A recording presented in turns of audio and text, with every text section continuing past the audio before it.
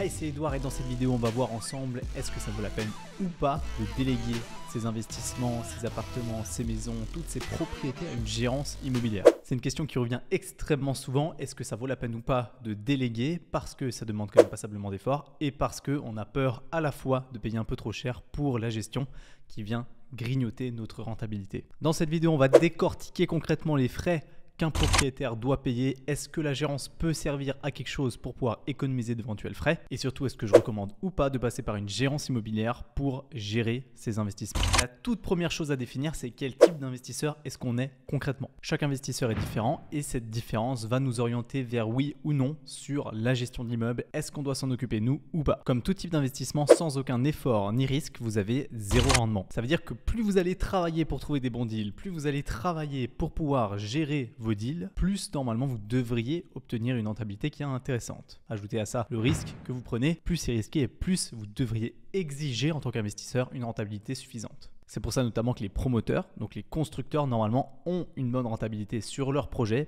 parce qu'ils prennent passablement de risques. Ils sont effectivement liés à beaucoup d'incertitudes, ce qui n'est pas le cas quand vous achetez un immeuble qui est déjà construit. Vous avez beaucoup moins de contraintes et beaucoup moins d'incertitudes. Regardez un exemple très simple. Un promoteur qui a acheté un terrain pour le développer juste avant la pandémie, eh bien pendant la pandémie, les prix des matériaux ont été augmentés de 20, 30, 40%. Et donc la rentabilité calculée par le promoteur à la base a été complètement bouffée par la marge de progression du prix des matériaux. Au contraire, si vous achetez un immeuble qui est déjà construit, eh bien vous n'avez pas ces problématiques-là. Et en plus de ça, l'effort à fournir quand on construit est beaucoup plus important que quand on investit simplement dans un immeuble qui est déjà construit. Donc on en revient exactement à ce que je disais tout à l'heure. Plus vous mettez d'efforts dans votre investissement, plus vous prenez de risques, plus vous devriez vous attendre à une rentabilité qui est élevée. Pour la gestion de vos investissements, de vos biens immobiliers, c'est exactement la même chose. Si vous souhaitez maximiser votre rentabilité, vous devez évidemment fournir plus d'efforts que les autres et en plus de ça, vous devriez encore prendre un petit peu plus de risques. Mais ça demande de l'arbitrage. Savoir quel est le niveau d'effort qui suffit pour pouvoir optimiser sa rentabilité. Pourquoi mettre plus d'efforts pour obtenir un petit peu plus de rentabilité? Nous, ce qu'on veut chercher, c'est mettre un minimum d'efforts pour obtenir un maximum de rentabilité. C'est la loi de Pareto, c'est comme tout dans la vie. Donc, première chose à vérifier, c'est est-ce que l'effort fourni pour compenser la non-gestion, si on fait nous-mêmes, de notre bien immobilier, est-ce que ça compense le prix qu'on payerait une régie immobilière? Eh bien, dans la majorité des cas, ma réponse est oui. Et je vais vous décrire pourquoi exactement dans les prochains points. Concrètement, voici comment les frais d'un immeuble sont décortiqués. Si on veut chercher les détails de qu'est-ce que le propriétaire paye et qui ne peut pas répercuter sur le locataire et comment est-ce que la gérance peut influencer les coûts. Je précise ici qu'on va voir les frais d'un immeuble de rendement, mais si vous avez plusieurs appartements ou un appartement tout seul, c'est quasiment la même chose. Vous pouvez partir du principe que c'est le même niveau d'effort plus ou moins. Quand vous êtes propriétaire, vous avez plusieurs charges d'un immeuble que vous ne pouvez pas répercuter sur le locataire. Premièrement, les charges d'exploitation, les OPEX, Operating Expenditure.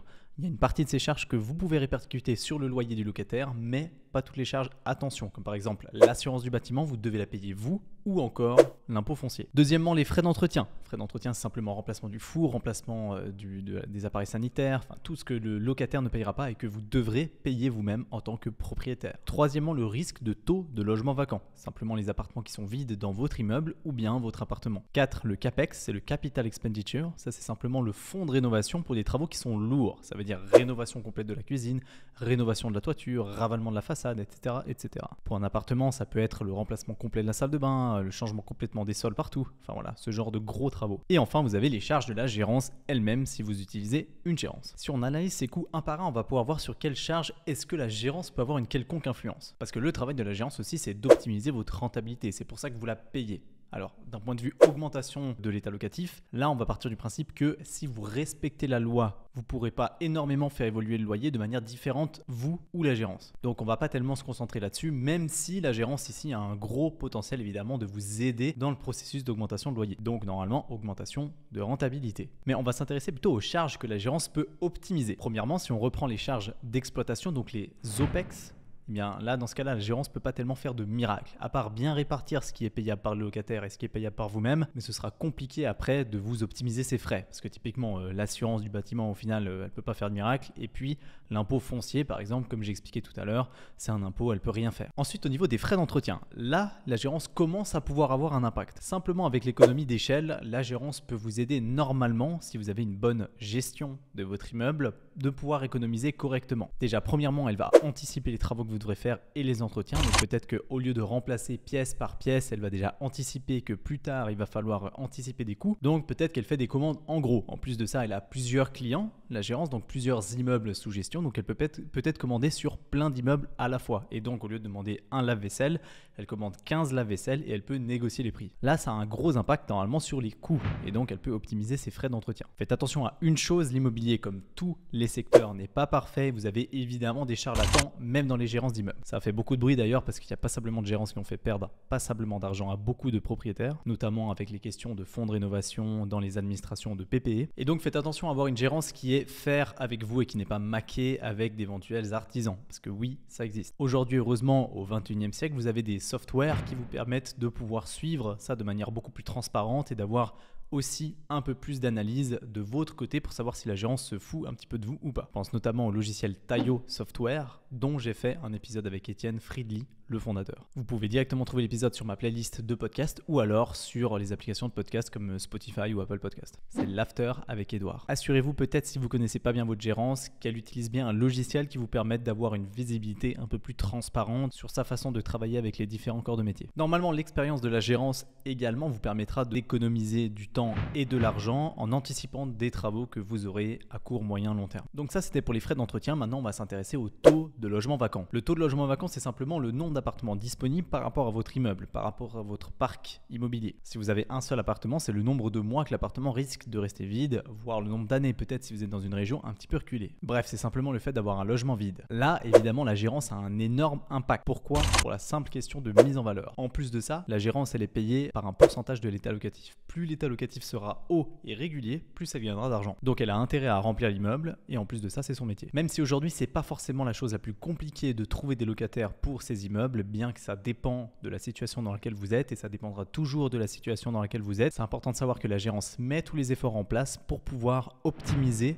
votre rentabilité grâce à la diminution du taux de logement vacant. Plus vous avez un immeuble plein et plus il rapporte. Donc oui, pour ce point-là, la bonne gestion de l'immeuble par des vrais professionnels est cruciale. Et enfin, le dernier point, c'est le CAPEX, Capital Expenditure. Donc ça, c'est les gros travaux de rénovation. Évidemment, sur un immeuble, la gérance, de nouveau, a une économie d'échelle. Ça veut dire que si elle peut rassembler des travaux sur plusieurs immeubles dans la même région, évidemment qu'elle peut utiliser plusieurs entreprises similaires, demander des offres en gros et obtenir des prix qui sont intéressants. Tous ces éléments-là, mis bout à bout, vous feront normalement économiser passablement d'argent, pour autant que la gérance soit compétente et puis qu'elle ait également un parc intéressant de biens immobiliers sous gestion. Et au final, du coup, combien est-ce qu'elle coûte la régie ? Il faut savoir combien elle coûte pour savoir comment est-ce qu'on fait pour break-even au moins ce que la régie va coûter. De manière générale, les régies immobilières prennent un pourcentage de l'état locatif. On peut parler de 3 à 5%, mais ça dépend des régies, ça dépend du parc immobilier, bien évidemment. Si c'est un énorme parc, elle sera d'accord peut-être de prendre du 3%.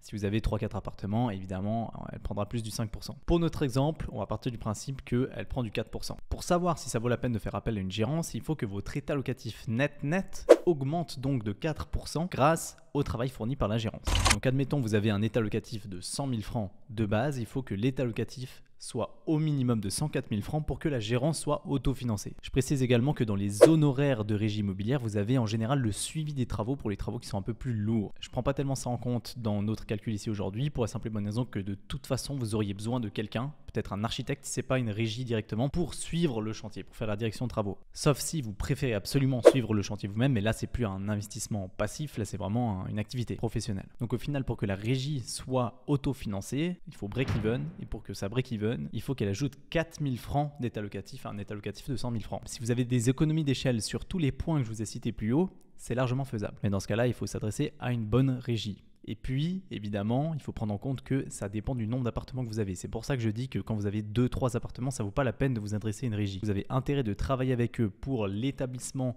des baux à loyer, donc pour la rédaction des baux à loyer, pour l'envoi des bons éléments. Comme vous le savez, le droit du bail est extrêmement restrictif. Vous devez faire très attention à ce que vous envoyez aux gens et comment est-ce que vous le faites. En fonction des cantons, vous avez des obligations qu'il ne faut surtout pas oublier. Autrement, vous avez des effets rétroactifs sur tout ce que vous avez généré comme état locatif si vous avez fait faux à la base, et vous devriez rembourser théoriquement des revenus que vous avez encaissés en trop si vous n'avez pas fait les choses comme il faut. Donc des fois, ça peut coûter extrêmement cher et je vous conseille vivement de faire très attention avec ça. Mais ensuite, pour la gestion de vos appartements, une fois que le locataire est en place, vous n'avez pas forcément besoin d'une régie. Peut-être vous pouvez vous faire conseiller pour la rédaction du contrat de bail, pour l'envoi du contrat de bail, peut-être même pour l'état de lieu si vraiment vous voulez. Et ensuite, après, vous pouvez laisser couler. Par contre, à partir du moment où vous avez plusieurs appartements, donc 5, 6, 7, 10 appartements, ça dépend de l'effort que vous voulez fournir vous-même, et bien dans ce cas-là, oui, je vous recommande de faire appel à une gérance parce que c'est largement faisable qu'elle s'autofinance si elle travaille correctement. Gardez aussi que l'investissement immobilier, c'est du long terme. La régie, c'est exactement la même chose. Peut-être que vous vous dites que pour 4000 francs par année, vous ne voyez pas comment elle peut faire un bon travail,